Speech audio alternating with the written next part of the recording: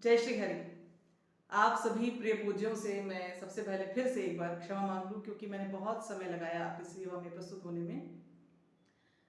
पर जीवन की पाठशाला ऐसे अप्रत्याशित, लगने में बड़े अवांछित पाठ लेकर आती है। बड़ी ज़बरदस्त शिक्षाएं देती है ये पाठशाला, और ऐसी व्यस्तता देती है ये उन पाठों के दौरान कि आपको कुछ सुध नहीं रहती। पर मेरा विश्वास जानिए, इस पूरी अवधि में आप सबका ध्यान मुझे बना रहा, और ऐसा ये चक्र चल रहा था इन पाठों का कि मैं दीपावली पर भी आपको शुभकामनाएं नहीं दे सकी। पर ये मन में आप जानिए कि आप सबके प्रति मंगल कामना, शुभेच्छा, प्रार्थना सदा मेरे मन में रही। अपने प्रभु से मैं आप सबकी शुभकामना, आप सबके मंगल के लिए प्रार्थना करती रही। So let's come back to the subject. The subject was, वैसे तो हम जो मोटा मोटा जो विषय था वो ये था कि अर्जुन की स्थिति को देखकर हम उस मैकेनिज्म को समझने का प्रयास कर रहे हैं जो मन के स्तर पर आरंभ होता है और फिर शरीर के स्तर पर चीज़ों को लेकर जाता है, और इसके बाद मन और शरीर के बीच में ये जो समीकरण बनते हैं जिनके कारण व्यक्ति कुछ से कुछ और बन जाता है, ये सब है क्या। इसी कॉन्टेक्स्ट में, इसी संदर्भ में हम ऊर्जा शरीर की रचना को समझ रहे हैं, और इसमें अभी हम शरीर, इसी ऊर्जा शरीर के दूसरे तरफ स्वादिष्ठान चक्र को समझने का प्रयास कर रहे हैं। और स्वादिष्ठान चक्र के साथ मैनिफेस्टेशन का जो सीधा संबंध है, इसको हम बहुत ध्यान से और बड़े वृहद स्तर पर समझने का प्रयास कर रहे हैं। जब हम ये कर रहे थे तभी हमने जो कोलकाता वाली दुर्घटना हुई उसके संदर्भ में चीज़ों को और अच्छे से समझने का जब प्रयास किया, तो हमने ये देखा कि स्वादिष्ठान चक्र से इस प्रकार जो स्त्रियों के मैनिफेस्टेशंस हैं, स्त्रियों के जीवन में जो मैनिफेस्टेशंस हैं, उनके अपने व्यक्तिगत वैयक्तिक जो मैनिफेस्टेशंस हैं, और इसी के साथ साथ जो कलेक्टिव कम्युनिटी के स्तर पर जो सामूहिक मैनिफेस्टेशंस हैं, उनका संबंध कैसे है। हमने ये भी देखा कि स्त्री को जब वेश्या कहा जाता है तो उसको अपमानित करने के लिए, उसके अंदर चारित्रिक कमी को दिखाने के लिए, उसके प्रति अपना रोष दिखाने के लिए, क्रोध दिखाने के लिए पुरुष उसे वेश्या कहता है। कई बार स्त्रियां भी अन्य स्त्रियों को वेश्या कहकर पुकारती हैं अपने मन का रोष प्रकट करने के लिए, या ईर्ष्यावश भी। लेकिन वेश्या शब्द वास्तव में क्या है, जो वेश्याएं हैं वो कौन हैं, वो ऊर्जा के स्तर पर किस प्रकार की रचना वाली ईश्वरीय अंश की रूप है, इस सबको हमने समझने का प्रयास किया। आज जिस विषय पर मैं आपसे फिर से बात करने वाली हूँ, वो स्त्रियों का जो अपना योगदान है अपने आप को नीचे गिराने में, अपने मैनिफेस्टेशंस को नीचे लेकर आने में, न केवल अपने जीवन के स्तर पर बल्कि कलेक्टिव कम्युनिटी के स्तर पर भी, उसको एक बार फिर से आपके साथ शेयर कर रही हूँ। ये जो रील्स वाला आजकल आप देख रहे होंगे, स्त्रियां बड़े रील्स बनाती हैं अजीब अजीब से विचित्र भद्दे फूहड़ गानों पर, भद्दे फूहड़ वस्त्र पहनकर, भद्दी फूहड़ भंगिमाओं के साथ, भावों के साथ वो आती हैं और उन रील्स के द्वारा वो अपने आप को प्रस्तुत करती हैं, और ये एक फेमिनिज्म का रूप माना जाता है। तो आज ये जो रील्स वाला फेमिनिज्म है, इसकी मैं धज्जियां उड़ा रही हूँ आपके सामने। साहिर साहब की एक नज्म है, एक रचना है, आपने भी सुनी होगी। इसको लता जी ने भी एक गीत के रूप में गाया है। औरत ने जन्म दिया मर्दों को, मर्दों ने उसे बाजार दिया, जब जी चाहा मसला कुचला, जब जी चाहा दुत्कार दिया। इसी में वो आगे कहती हैं, ये देखिए पुरुष का जो ये दोगलापन है ना, पहले स्त्री को अपनी मैली दृष्टि से मैला करना, फिर उसकी ऊर्जा क्षेत्र को मैला करना, और फिर उसे ही मैला पुकार देना, उसे ही गंदा कर देना। जैसे किसी पर आप विष्ठा करें, अपनी गंदगी उस पर डाल दें, और फिर जब उसको, उसके आंचल को आप मैला कर दें, फिर आप कहें ये तो गंदी है। तो ये जो पुरुष का दोगलापन है, इसको वो आगे और खोलते हैं। वो कहते हैं, जिन सीनों ने इनको दूध दिया उन सीनों का व्यापार किया, जिस कोख में इनका जिस्म ढला उस कोख का कारोबार किया, जिस तन से उगे कोपल बनकर उस तन को जलीलो ख्वार किया। ये जो पुरुष की कुत्सित दृष्टि है, जिस देह को चूस कर ये अपने देह को बनाते हैं, उसके गर्भ में रहकर फिर जिस योनि द्वार से ये संसार में आते हैं अपने जीवन को एक पुरुष के रूप में जीने के लिए, इसके बाद उसी देह के वक्ष से चिपक कर उसके सत्व को, उसके तत्व को चूस कर इस योग्य बनते हैं कि अपनी कम्युनिटी में एक दूसरे को ललकार सके कि माँ का दूध पिया है तो मैदान में आ। उस ही तन को, उन्हीं पूज्य स्थानों को अपनी घिनौनी दृष्टि से गंदा करते हैं, और फिर स्त्री को कहते हैं वो गंदी है, उसे वेश्या पुकारते हैं। लेकिन स्त्रियों का इसमें अपना योगदान क्या है, वो भी अभी मैं आगे आपके साथ शेयर करूंगी। वही है रील्स वाला फेमिनिज्म। अच्छा, तो इसी नज्म में साहिर साहब आगे कहते हैं, तुलती है कहीं दीनारों में, बिकती है कहीं बाजारों में, नंगी नचवाई जाती है अय्याशों के दरबारों में, अय्याशों के दरबारों में नंगी नचवाई जाती है। वही देह जो इनके लिए पूज्य है, जो इनका जन्म स्थान है, उसी की नुमाइश ये परवर्ट्स देखते थे।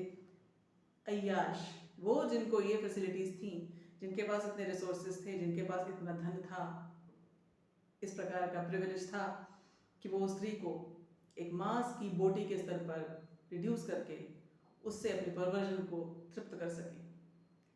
जैसे एक कुत्ता लपलपाती जीभ के साथ बोटी को देखता है ना, उस दृष्टि से उस देह को, जिनकी माँ है, उसको एक मांस की बोटी के स्तर पर लाकर उससे ये अपनी कुत्सित वासनाओं को तृप्त कर सके। तो ये वो ज़माने थे जब ये रईसों के शौक हुआ करते थे। लेकिन आज ज़माना बदल चुका है। आज हर व्यक्ति अय्याश है। क्यों? क्योंकि हर किसी के हाथ में एक मोबाइल फ़ोन है और उस मोबाइल फ़ोन में हर आयु वर्ग की स्त्री नंगी नाच रही है। कहने में, सुनने में जितना ये दुखद लगता है, जितना ये अनप्लेजेंट लगता है, ये उससे भी ज़्यादा भयानक है वास्तव में। ये जो रील्स वाला फेमिनिज्म है, ये स्त्रियों का अपना खुद का क्रिएट किया हुआ एक ऐसा भयानक नरक है जिसकी उन्हें अभी कोई बुद्धि नहीं है। जिस देह को प्रयोग करके कोई भी औसत स्त्री दिव्यता की, डिविनिटी के अंतिम सोपान तक चढ़ सकती है। मैं कई बार आपसे ये शेयर कर चुकी हूँ कि जैसे ही कोई स्त्री माँ बनती है, उन्हीं अंगों का प्रयोग करके, जिन अंगों को ये कुत्सित दृष्टि से देखते हैं वासना से भरे हुए पुरुष, उन्हीं अंगों की सहायता से ये स्त्री उस अंतिम डायमेंशन तक पहुंच सकती है जो इस मानव देह का अंतिम टारगेट है, अंतिम गोल है, अंतिम ऑब्जेक्टिव है। उन्हीं अंगों की ये मूर्ख स्त्रियां नुमाइश करती हैं। पहले आपको याद होगा मूवीज में ये जो संस्कार है ना, ये जो सभ्यता है, इसको पुष्ट किसने किया है? ये हमारी फिल्मों ने, हमारे फैशन के जगत ने, हमारे सोशल मीडिया ने, इंटरनेट ने, और ये जो फेमिनिज्म नाम का जो ये कीड़ा है, ये तो फिर इसने तो सीन बिल्कुल ही बदल दिया। तो जो पहले की मूवीज में आप देखते होंगे तो एक होती थी नायिका जो बड़ी सभ्य, बड़ी सुशील, बड़ी सुसंस्कारी नारी दिखाई जाती थी, और उसके धुर विरोधी, बिल्कुल विपरीत ध्रुव पर एक और स्त्री होती थी जो होती थी वैम्प या कोई बार डांसर होती थी, या इस प्रकार की कोई दिखाई जाती थी चरित्र वो। और वो इस प्रकार के जो ये परवर्ट्स हैं उनके लिए वो नुमाइश लगाती थी अपनी देह की। समय बदला, फैशन इंडस्ट्री ने इसमें योगदान निभाया, फेमिनिज्म ने तो सबसे ज़्यादा योगदान निभाया, क्योंकि फेमिनिज्म के अधिकारों के अंतर्गत नंगा होने का अधिकार स्त्री को सबसे पहले, सबसे अधिक मौलिक नजर आया। जिन अंगों को सबसे पूज्य माना जाता है, उन्हीं अंगों की सजेस्टिव नुमाइश करके स्त्री ने ऐसा सोचा कि वो जो दृष्टियां मेरी ओर आती हैं, वो जो फॉलोअर्स मुझे मिलते हैं, ये मेरी चरम सिद्धि है। उन्हीं अंगों की प्रदर्शनी लगाना उसके लिए एक बहुत बड़ा मौलिक अधिकार बन गया। कपड़े स्त्री के छोटे होते चले गए, और छोटे होते चले गए तो जब ये कहा गया, जिनकी बुद्धि थी, जिन्होंने उस पर ऑब्जेक्शन किया, उनको कहा गया उसके कपड़े छोटे नहीं हैं, तुम्हारी सोच छोटी है। तो ये एक परवर्स का एक अपना समाज फलने फूलने लगा। इसमें एक तरफ वो थे, वो पीपिंग टॉम्स, जिनको अब किसी के झरोखे में घुसकर, किसी के झरोखों में आग लगाकर किसी स्त्री के कपड़े उतरते देखने की जरूरत नहीं थी। अब तो स्त्री स्वयं ही स्वेच्छा से, फूहड़ता से अपनी देह यष्टि को, अपने उन्हीं अंगों की नुमाइश करते हुए नाच रही है उसके सामने, जिनके लिए कभी वो छुप छुप के देखता था। और ये फेमिनिज्म के गधे की सवारी करके ये जो मंद बुद्धि महिलाएं, जो पहले ही बुद्धि से मंद थी, जिनको अपने जीवन के बारे में, अपने बारे में कुछ बड़े ऊंचे आइडियाज नहीं थे, अभी फेमिनिज्म की जंग लगाकर इन्होंने उस बुद्धि को और भी कुंद कर लिया। तो ये परवर्ट्स और इन परवर्ट्स का साथ देने वाली ये आतुर भोगियाएं, अब इस परवर्ट्स के समाज के ये जो दो मूल स्तंभ हैं, इनके सहारे ये परवर्ट्स का समाज अब फल फूल रहा है। जो रील्स वाला फेमिनिज्म है, इसके अंतर्गत आप देखेंगे नन्ही नन्ही बिल्कुल अबोध बच्चियां, बिल्कुल कोमल देह वाली नन्ही बच्चियां, उन्हें कुछ नहीं पता कि वो किस गीत पर नाच रही हैं, जो वो नृत्य भंगिमाएं दे रही हैं, उन भंगिमाओं का अर्थ क्या है, इन गीत के भावों का अर्थ क्या है, इन भंगिमाओं को उनकी उस नन्ही सी देह को देखकर किसी के मन में क्या भाव आएंगे, इस सब से बिल्कुल वो बेसुध है, बिल्कुल अनभिज्ञ हैं और उन नन्ही बच्चियों की देह को देखने वाला एक समाज, और उसी के साथ साथ ऐसी वृद्धाएं, सफ़ेद बालों वाली दादियाँ जो नाच रही हैं अजीब अजीब भद्दे भद्दे फूहड़ फूहड़ गानों पर, फूहड़ भंगिमाएं करती हुई, फूहड़ वस्त्रों को पहनकर अपनी वृद्ध देहों की नुमाइश करती हुई, और उनकी जो फॉलोअर्स की जो फौजें हैं वो उनको ये कमेंट्स देती हैं, आपको देखकर तो आपकी आयु का पता ही नहीं लगता, आपकी बॉडी तो अभी भी बिल्कुल जवान लड़कियों जैसी है। इसको वो बड़ी चरम सिद्धि मानती है। तो ये जो पुरुष का जो दोगलापन है, पुरुष का जो षड्यंत्र था ना, कि जो पीपिंग टॉम्स को, जो पर्वर्ट्स को, जब अय्याशों को जो औरतों की देह का व्यापार करना था, औरतों की देह का जो दरबार लगाना था नाचती हुई नंगी देहों का, उस षड्यंत्र की असली ध्वजावाहक ये तथाकथित फेमिनिस्ट रील्स बनाने वाली महिलाएं। ज़्यादा अब और कुछ कहने को मेरे पास है नहीं, क्योंकि आप सबने भी देखा होगा, आप सब भी इस विषय को जानते होंगे, और जो थोड़ी सी भी बुद्धि आप प्रयोग करते होंगे, जब हम अपने जो हमारे भारतीय संस्कार हैं, हमारे पूर्वजों के दिए हुए जो बड़े उच्च कोटि के ऊर्जा संस्कार हैं, उनका जब हम प्रयोग करते हैं और ऊर्जा विज्ञान के आधार पर समझते हैं, तो हमें समझ में आता है कि क्या हो रहा है। अब सिर्फ एक परिप्रेक्ष्य, एक दृश्य मैं आपके साथ छोड़कर इस वीडियो को मैं समाप्त करूंगी।